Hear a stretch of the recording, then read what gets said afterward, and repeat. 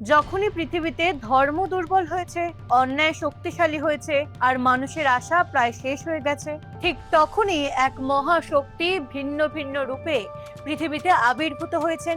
কখনো তিনি ক্ষুদ্র একটি মাছ, কখনো বিশাল কচ্ছপ, কখনো অর্ধেক মানুষ অর্ধেক সিংহ, আবার কখনো একজন আদর্শ রাজা কিংবা একজন অসাধারণ কূটনীতিবিদ। কিন্তু প্রশ্ন হলো, কেন একই ঈশ্বরকে বারবার ভিন্ন রূপ ধারণ করতে হয়েছে? আজ আমরা জানবো ভগবান বিষ্ণুর সমস্ত প্রধান অবতারের সংক্ষিপ্ত কিন্তু বিস্ময়কর কাহিনী, যা শুধু পুরাণ নয়, মানব সভ্যতার অন্যতম শ্রেষ্ঠ আধ্যাত্মিক ঐতিহ্য। সনাতন ধর্মে ভগবান বিষ্ণুকে পালনকর্তা বলা হয়।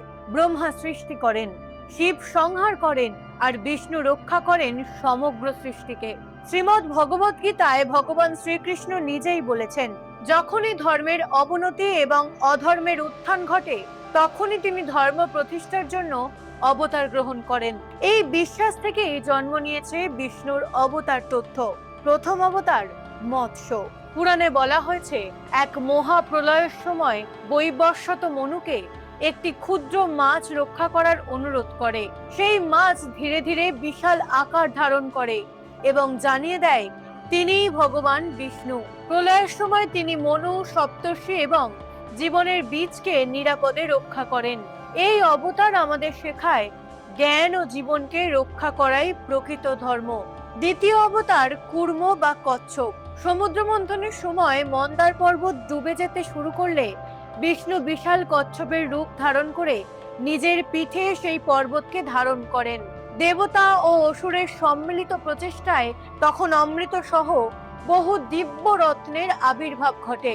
এই কাহিনী শেখায়, মহৎ ফল লাভ করতে হলে ধৈর্য ও দৃঢ় ভিত্তি অপরিহার্য। তৃতীয় অবতার বরাহ। অসুর হিরণ্যাক্ষ পৃথিবীকে সমুদ্রের গভীরে ডুবিয়ে দিলে বিষ্ণু বরাহ বা বন্য শূকরের রূপ ধারণ করে ভয়ঙ্কর যুদ্ধের পর পৃথিবীকে নিজের দাঁতের উপর তুলে আবার তার স্থানে প্রতিষ্ঠা করেন। এটি ন্যায়ের বিজয় এবং সৃষ্টির পুনরুদ্ধারের প্রতীক। চতুর্থ অবতার নরসিংহ। অর্ধেক মানুষ অর্ধেক সিংহ। অসুররাজ হিরণ্যকশিপু এমন বর লাভ করেছিল যে মানুষ নয়, পশু নয়, দিন নয়, রাত নয়, ঘরের ভিতর নয়, বাইরে নয়, কেউ তাকে হত্যা করতে পারবে না।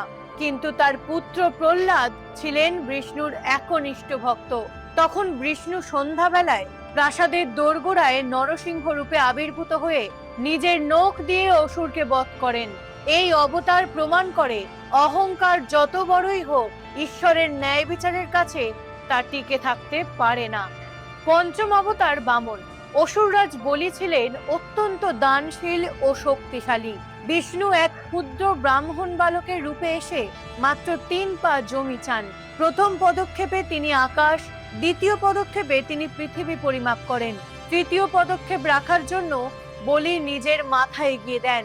বিষ্ণু তাকে পাতাল লোকের অধিপতি করেন এবং তার ভক্তিকে সম্মান জানান। এই কাহিনী বিনয় ও সত্যিকারের দানের মহিমা শেখায়। ষষ্ঠ অবতার পরশুরাম। তিনি ছিলেন ব্রাহ্মণ হয়েও মহাবীর যোদ্ধা।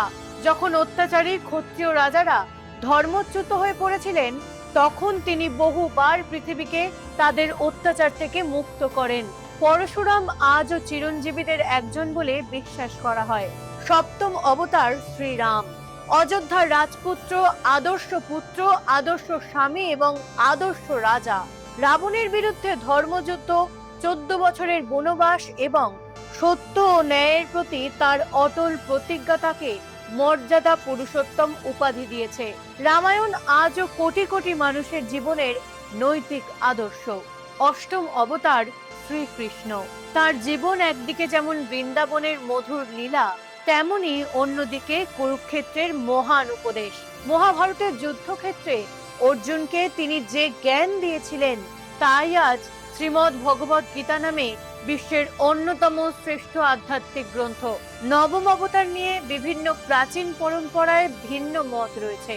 বৈষ্ণবদের সর্বাধিক প্রচলিত দশাবতার তালিকায় ভগবান বুদ্ধকে নবম অবতার হিসেবে মানা হয়। তিনি অহিংসা, করুণা এবং মধ্যম পথে শিক্ষা দিয়ে অসংখ্য মানুষকে সত্যের পথে পরিচালিত করেছিলেন। তবে কিছু প্রাচীন বৈষ্ণব ধারায় এই স্থানে বলরামকে নবম অবতার হিসেবে গণ্য করা হয়। দশম এবং ভবিষ্যৎ অবতার হলেন কল্কি। পুরাণ অনুযায়ী বর্তমান কলিযুগের অন্তিম সময়ে যখন অধর্ম চরমে পৌঁছাবে, তখন বিষ্ণু শুভ্র অশ্বে আরোহণ করে হাতে জ্বলন্ত তলোয়ার নিয়ে কল্কি রূপে আবির্ভূত হবেন। তিনি অধার্মিক শক্তির বিনাশ করে সত্যযুগের সূচনা করবেন।